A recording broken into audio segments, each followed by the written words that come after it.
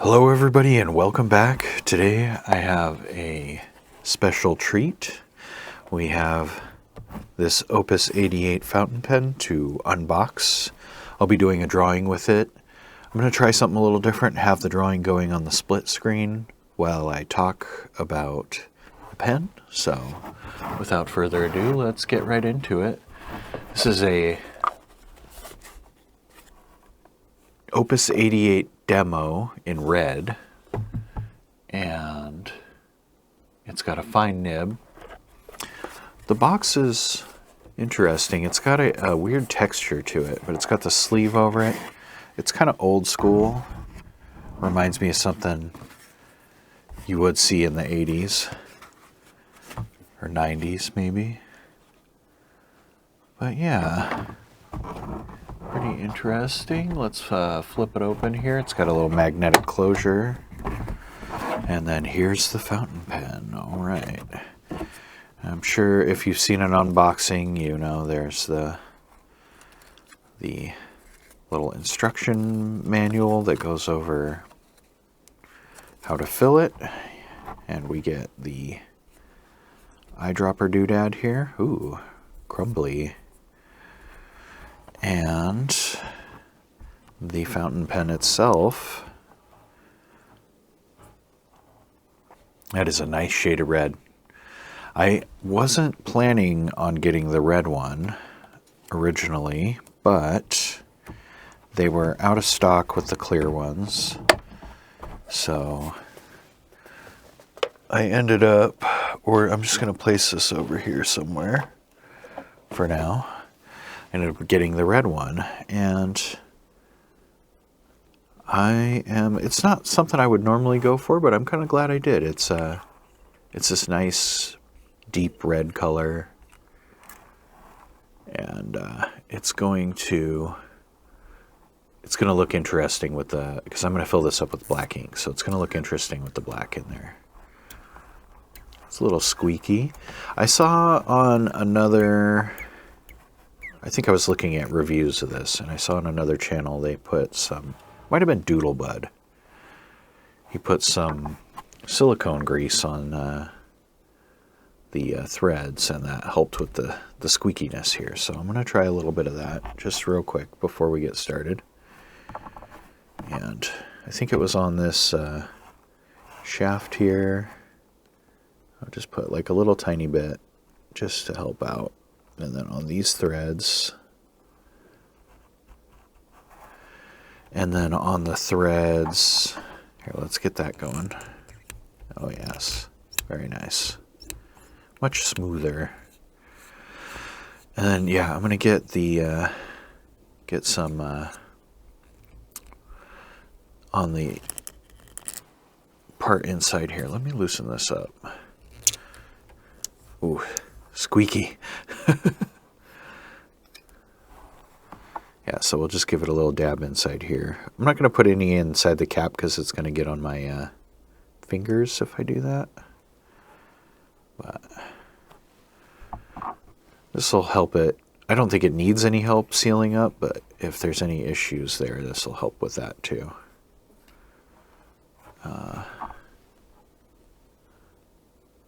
Let's do a tiny bit on that O-ring. I'm not an expert on fountain pens, so hopefully I'm not doing anything I shouldn't be doing. There we go. Nice and smooth. Still tightens up. It's not going to come loose. Okay, yeah, so it's got a, let's see if we can see inside here. There's a little bit of a lip inside there, if you can see that. And what that's going to do, okay, so I have, this is an eyedropper pen. This is my only other eyedropper pen. And the issue with this pen, well, it's got a couple issues, but I really like the way it draws. But the problem I have, besides it being so stubby, is that there's nothing sealing the nib off from drying out, except for just like a single row of threads here, which I think it still has a little bit of, because basically what happens if I store it this way, upside down, it slowly leaks into the cap, and then if I store it this way, the ink drains out of the nib and feed and it dries out. So, and that's what I'm hoping, is that this pen is going to solve that issue. And so we will be inking it up and trying it out. Yeah, very nice. Very nice. Okay, so it's eyedropper, so let's pull the top off here. Oh, jeez, that's not good for it. Yeah, let me put this back together here real quick. And I guess we should go with some platinum carbon. Let's see. I'm gonna loosen this up a little bit.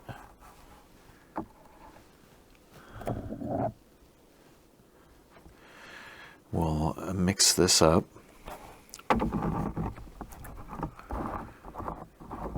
And, oh, careful there. Already making a mess. Let's see here. We got this giant bulbous eyedropper. Kind of concerned that I might be getting ink up in the bulb here. Hopefully that's not the case. Oh, I see what's going on. This carbon bottle is getting a little bit low here, so I'm going to have to, oh, and turning it upside down is going to most certainly get some in the bulb. But I guess we'll just have to clean that out now. Let's see. Be very careful not to knock the pen body over while I'm doing this. All right. There we go. There's some ink. Okay. That's probably good.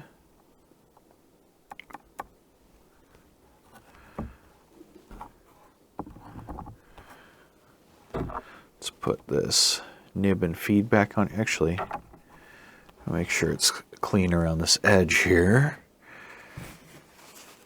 Looks like I got a little sloppy.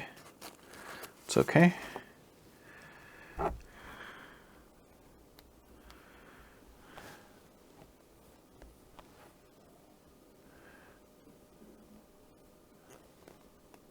Make sure that we are nice and secure, and then, yeah, when you flip it upside down, you got to make sure this tail piece is unscrewed, and it should allow ink to flow down into the feed here. I'm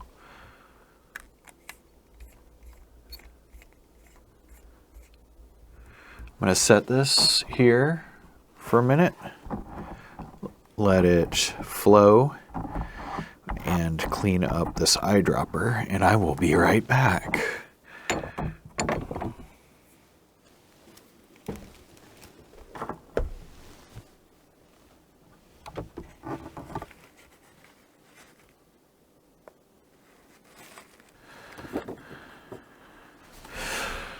All right, I am back here. I have this piece of scrap paper I do tests on. Let's see if this thing will flow. It doesn't post. Oh yeah, perfect, beautiful.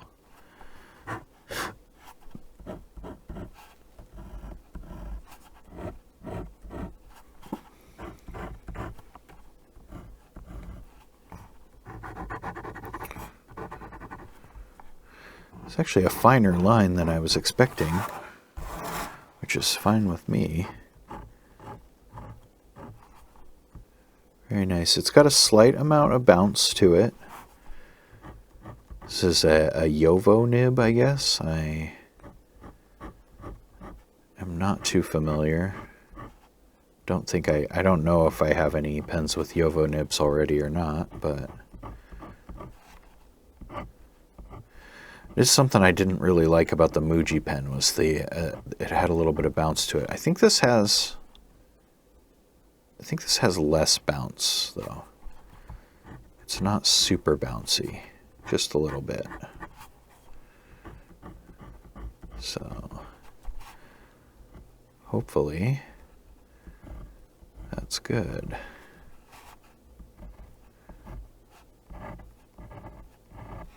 Seems to draw a little bit thinner line if I pull it sideways versus straight down.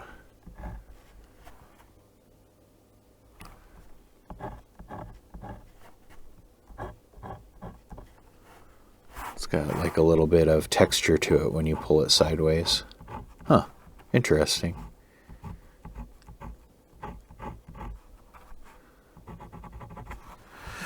Well,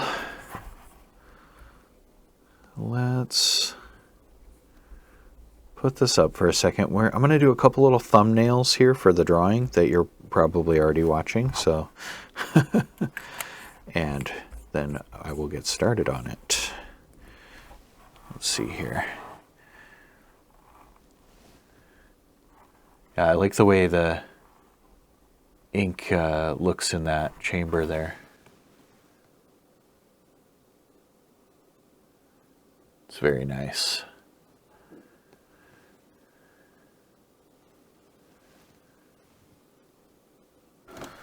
So yeah, today for the drawing, I'm going to be using the new pen, obviously, carbon ink. I'm going to do the entire drawing just with this pen.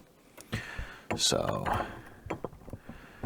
we will see how that goes. Yeah, hopefully it goes nice. You'll be able to see it before I even know what it looks like. So kind of, sort of. I don't know if this is going to work. I guess we'll see. So let's go in the sketchbook here. And I'm going to be using a rectangular piece of paper there. So let's go with a few rectangular thumbnails here. I'm going to do like 3. Hopefully. And then I'll do a couple more if I need to. But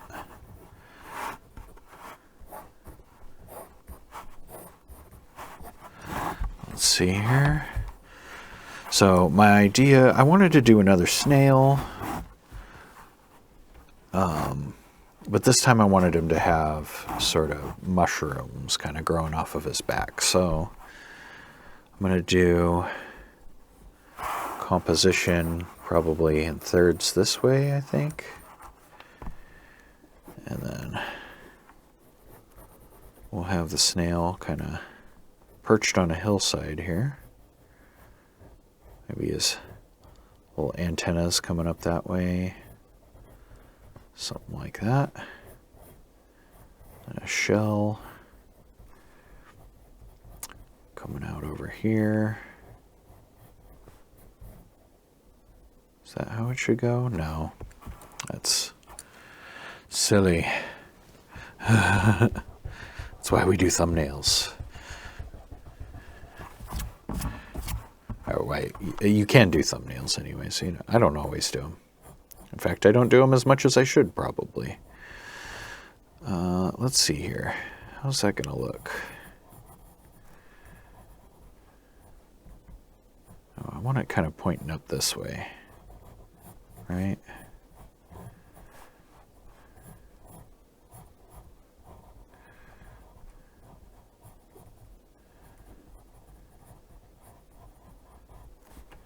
The part I always get confused about on the snail is where the body goes into the shell, right? So it's kind of a strange, it's like, I don't know my snail anatomy very well, but it's like their their thing goes in there. Their thing. Yeah, I don't know what I'm saying here. This is why I do voiceover. Let's see here. You have some mushrooms kind of growing up off of his back like that.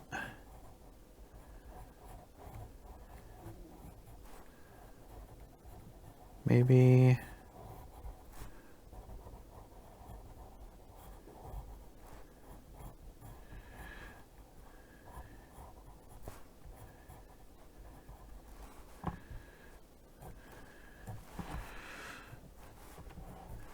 I don't know, something kind of like that might be nice. Let's see, what else could we do? We could have the shell more in this area. See, he's kind of like just dead center here. I don't like that composition all that well. Have the shell kind of in the middle. And then a couple mushrooms here. Straggler down here. That's got a nice little flow to it. Have some pieces coming off.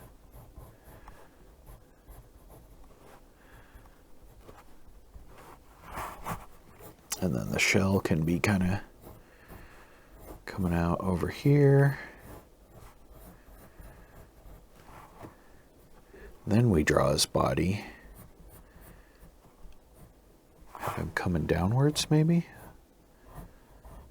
Something like that.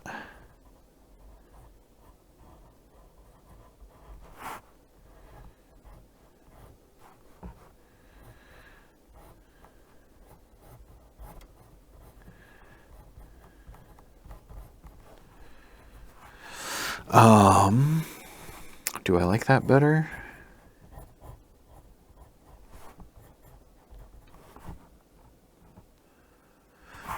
I think I like overcompensated. I went too far. So let's try one more time. We want his, like right where his shell meets his body. Right on that third, I think. So we're going to try one more time.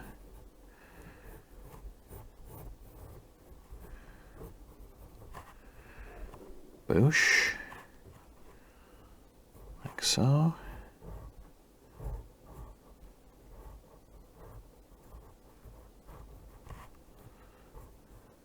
Something kind of like that.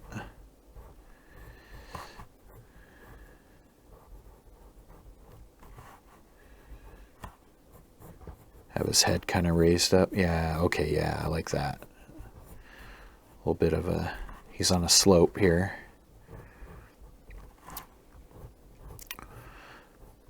Can I have his butt kind of coming down this way? Curling? Snails are very, like, you know, they can kind of contort their bodies into whatever shape, so yeah, I'm thinking something kind of like this.